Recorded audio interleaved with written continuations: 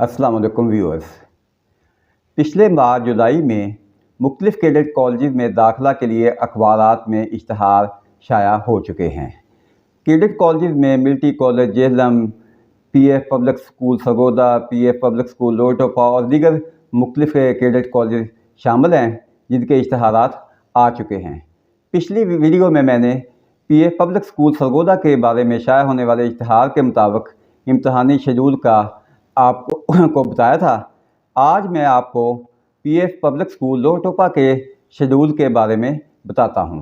लेकिन उससे पहले मैं आपको कुछ कैडेट कॉलेज के बारे में बताना चाहता हूं कि कैडेट कॉलेज क्या हैं और इससे कैडेट कॉलेज या सरकार को क्या फ़ायदा होता है और बच्चों को क्या फ़ायदा होता है।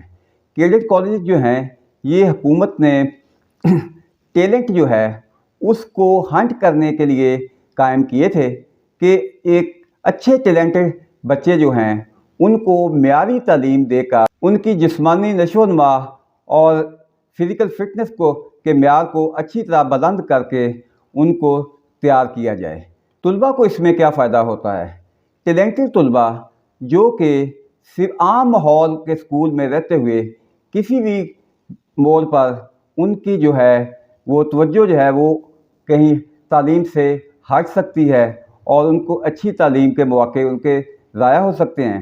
तो तुलबा जब इन कैडेट कॉलेज में सेलेक्ट हो जाते हैं उसके बाद तुलबा का जो कैरियर है वो तकरीबन जो है वो सेफ़ हो जाता है। कैडेट कॉलेज में तुलबा को पढ़ाई के साथ साथ खेल, जिस्मानी वर्जिश, डिसिप्लिन और इस तरह की हर तरह की तालीम व तरबियत की सहूलियात जो हैं वो मैसर होती हैं।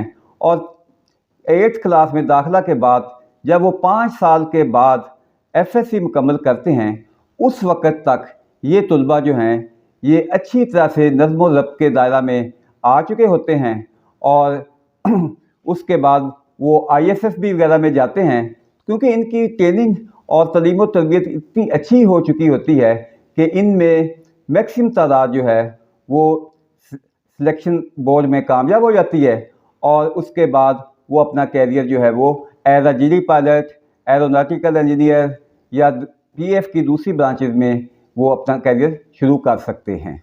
PF पब्लिक स्कूल्स लोटोपा जो है इसका शेड्यूल जो जारी हुआ है इसके मुताबिक 18 जुलाई 2022 से एप्लीकेशन और प्रॉस्पेक्टस फॉर्म जो हैं वो मिलना शुरू हो चुके हैं जो कि PF के किसी भी इंफॉर्मेशन एंड सिलेक्शन सेंटर से हासिल किए जा सकते हैं या फिर वेबसाइट से उनकी एप्लीकेशन जो है वो ऑनलाइन फिल की जा सकती है। तो इसके मुताबिक 18 जुलाई से एप्लीकेशन फॉर्म जो आप हासिल करेंगे तो उसका स्कूल को की मुकम्मल शुदा जो दरख्वास्त है वो 25 सितंबर 2022 तक पहुंच जानी चाहिए और स्कूल का जो इम्तहान है वो 9 अक्टूबर 2022 को होगा, जिसके बाद ये इम्तहान में पेपर चेकिंग वगैरह के बाद इसका मेरिट बनेगा जिसमें टॉप 1000 जो स्टूडेंट्स होंगे उनको interview, intelligence test, personality test, physical fitness test जिसमें मेडिकल वगैरह शामिल है के लिए सिलेक्शन सेंटर्स पर कॉल किया जाएगा और उनका पर्सनैलिटी टेस्ट लेने के बाद इन तमाम टेस्ट में जो बच्चे पास होंगे तो उनका फिर फर्दर जो है वो इंटरव्यू लिया जाता है।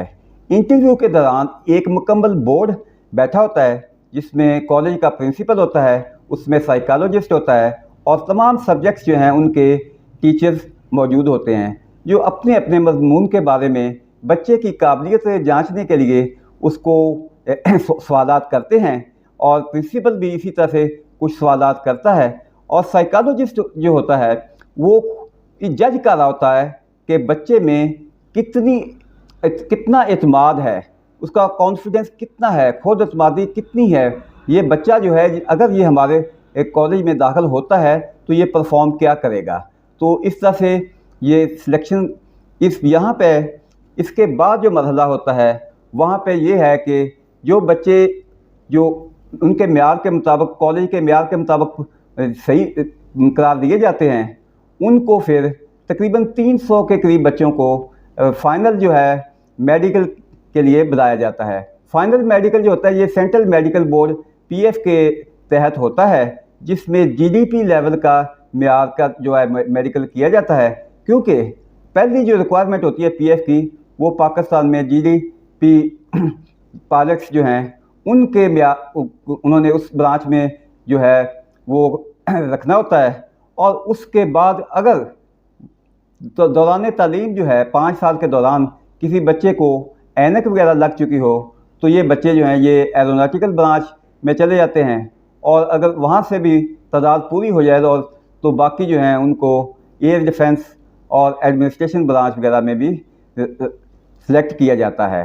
तो जो फाइनली जो एक सिलेक्टेड तादाद होती है उनको कॉल लेटर जो हैं वो मार्च के महीने में जारी हो जाते हैं, और बच्चे जो हैं वो अप्रैल के वस्त में जो है वो कैडेट कॉलेज को ज्वाइन कर लेते हैं। अभी कैडेट कॉलेज का मैं फिर एक मज़ीद इस पर बताता हूँ कि जो बच्चे कैडेट कॉलेज में सिलेक्ट हो जाते हैं या उनके वालिदैन जो है उनकी तमाम तरवरीज जो है वो ख़त्म हो जाती है। वो वहाँ पर तालीम और तरबियत की जो ज़िम्मेदारी है वो कॉलेज के ज़िम्मा आ जाती है। कॉलेज हर तरह से उन बच्चों की देखभाल करता है, उनकी खुराक का इंतज़ाम करता है, उनकी फ़िज़िकल फ़िटनेस का ख्याल रखता है, उनको खेल के मौक़े मैसर करता है। तो इस तरह से जो बच्चे सिलेक्ट होके आए होते हैं तो ये तकरीबन जो है इनका जो फ्यूचर है, कैरियर है, ये सिक्योर हो जाता है और ये पाक फ़ज़ाइया में एज ऑफिसर ज्वाइन कर लेते हैं। यहाँ पर मैं आपको एक चीज़ बताता चलूँ कि अभी क्योंकि अगस्त का महीना है और ये इम्तहान में तकरीबन 2 माह का अरसा बाकी है, तो यहाँ पे मैं आपको बताऊँगा कि बच्चों के पास अभी 2 माह का अरसा है कि वो अपनी तैयारी कर लें। ये यहाँ पे ये भी बात बताना ज़रूरी है कि ये सिर्फ टैलेंटेड बच्चे ही यहाँ पर सिलेक्शन में जा सकते हैं। टैलेंटेड बच्चे क्या अभी जब तैयारी करेंगे तो वो उनकी सिर्फ एक रिवीजन होगी, वो एक रिवीजन के ज़रिए अपने आप को इम्तहान में परफॉर्म करने के काबिल बना लेंगे। अभी इम्तहान किस चीज़ का होता है, यहाँ पे इंग्लिश का जो सिलेबस है, इंग्लिश में मुकम्मल जो ग्रामर है वो उसका इम्तहान होता है, use of articles, prepositions, parts of speech, इस तरह की सारी चीज़ें। इसी तरह ट्रांसलेशन जो है, ट्रांसलेशन में तमाम टेंसेस का जो है वो स्टूडेंट को आना ज़रूरी है, और उसके अलावा change of narration, change of voice, इसका यहाँ पे इंग्लिश में एक क्वेश्चन जो है वो इस चीज़ पे होता है कि राइट अ पैराग्राफ। ये किसी भी अननोन टॉपिक पे एक पैराग्राफ दे दिया जाता है, तो बच्चे ने उसके बारे में अपने दिमाग में एक खाका तैयार करने के बाद उसको पैराग्राफ को लिखना होता है। अभी ये पैराग्राफ कौन सा बच्चा लिख सकता है? ऐसा बच्चा जिसमें एबिलिटी हो कि वो इसको अपने दिमाग में एक खाका बना सके, उसके बाद उसको कागज़ पे लाने के लिए उसको इंग्लिश सेंटेंसेस की ज़रूरत है। यहाँ पे बच्चे को वोकेबलरी की ज़रूरत है, और वोकेबलरी के साथ साथ ग्रामर और ट्रांसलेशन के क़वानीन का जानना उसके लिए ज़रूरी है। तो ये जो इंग्लिश ग्रामर का हो गया।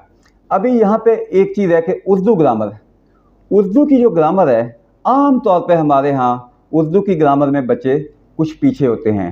तो 6ठी और 7वीं जमात की जो उर्दू ग्रामर वगैरह हैं, ये बच्चों को अच्छी तरह से इनको तैयार कर लेनी चाहिए ताकि वो इम्तहान में अच्छे परफॉर्म कर सके। और इसके साथ साथ दरसी कुतब जो है उर्दू की, उसमें से भी तशरीह, अशार की तशरीह आ जाती है, और उसमें किसी कहानी का खुलासा वगैरह आ जाता है, उसकी जो मशक़ें हैं उसमें से कोई चीज़ जो है वो दी गई होती है।